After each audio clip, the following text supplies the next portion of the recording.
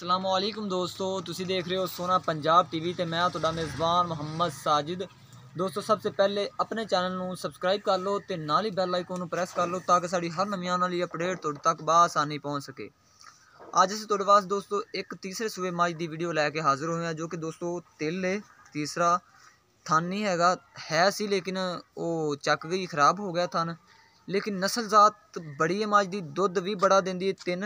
तीन थन ने लेकिन दुध बड़ा देंदी। तो उम्मीद करा कि तुहानूं जानवर पसंद आएगा तो जानवर नूं तुसीं लाइक भी करोगे। ए दोस्तों मेरे सामने मझ एक पट्ठे खा रही, फुल बरीकियां ने मझ ते नस्ल जात तुसीं आप देख लैनी है। दुध भी तुसीं अंदाज़ा ला लेना भी ये किन्ना करदी है, किन्ना करदी रही होनी, किन्ना करेगी। नीली दी मझ दोस्तों बरीक बुत्थी है, देख लो कालियां शाह अखां ते ए नस्लदार दोस्तों हुंदी है। नस्लदार देख लो थोड़े सिंग खुले मोड़े हुए ने ते बाकी भाई उरे अपने कोल ने। डिमांड केड़ी भी इहदी पुछ ला के फुल बरीकियां जे। ए चड्डा देख लो दोस्तों माशाल्लाह थल्ले ए थन दी तिल है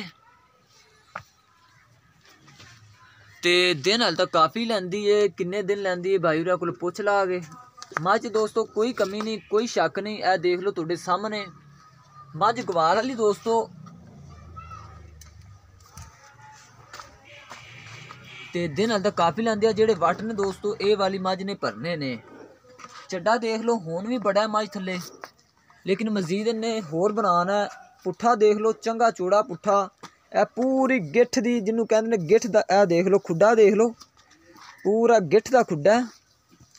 एक हड्डी है उत्तों कंड देख लो माशा बराबर कंड ते फुल बरीकियां ने। देख लो मझ च नस्ल जात की कोई कमी नहीं है। मझ नूं कहिए भी नस्ल जात वालों मझ माड़ी है। सिर्फ एक थन ए देख लो पिछला जिहड़ा थन है ये चक गई है। ये दूसरे सूए कहते हैं भी साढ़े को हो गया सी, थन खराब हो गया सी। लेकिन दुध जेह्ड़े तिन्ना थना च दुध पूरा आंदा है, गारंटी दें तिन्ना थना दी। हुण इन्हूं माड़ा टोर के दिखाया जी भाईजान।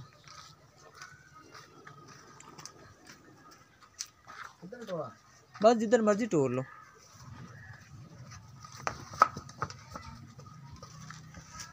बस ठीक है। ए दोस्तों देख लो माशाल्लाह प्योर नीली दी है। अच्छा वीर हुण सानू सामने आके ये दसो भी दिन किन्ने को लैंदी है? ये दिन लैंदी सामने आज हमारे सामने 12-13 दिन लैंदी है।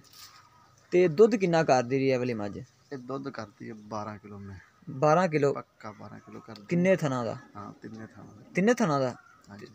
अच्छा तो बच्चे की छड़ दे जो? बच्चे छड़ के जी। बच्चे छड़ के? हां जी। थोड़ा की ख्याल है भी थन मर गया तो दुध कटा गई होनी। थन मार गया दुध कटा गई। अच्छा दोस्तों एक थन बच्चे छड़ के अगले पिछले थन दा 12 लीटर दुध ए वाली मझ करदी ते तकरीबन 12-13 दिन लैंदी। हां 12 दिन उत्तों मैंने पुड़े नहीं ढिले कीते वेला। ए देख लो हल तक पुड़े नहीं ढिले कीते ते चड्डा देख लो मझ थल्ले। पता जी मैं चड्डा जे अगर चे मझ नूं खुराक पाई जावे ते शक नहीं 16-17 लीटर भी दुध कर जावे। इंदे कोई शक नहीं हैगा भी मझ च नस्ल जात दी कमी नहीं हैगी।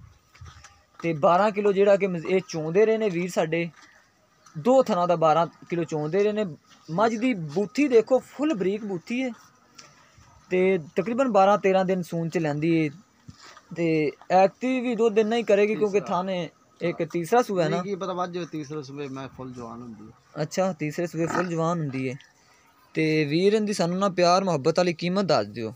जेड़ी ड्रामा नाल दस्सा जो बस सानू वो कीमत दस दो जी तुसीं लैनी जिंदे प्यार मुहब्बत 100 रुपए का भी ना हो। 1,65,000 रुपये फाइनल प्राइस। बस कुछ प्यार मुहब्बत थोड़ा बहुत दोस्तों 1,65,000 रुपये डिमांड कर देने दी ते कहंदे ने थोड़ा बहुता प्यार मुहब्बत कर ला के किहड़ा कि थोड़ा बहुता हुंदा है।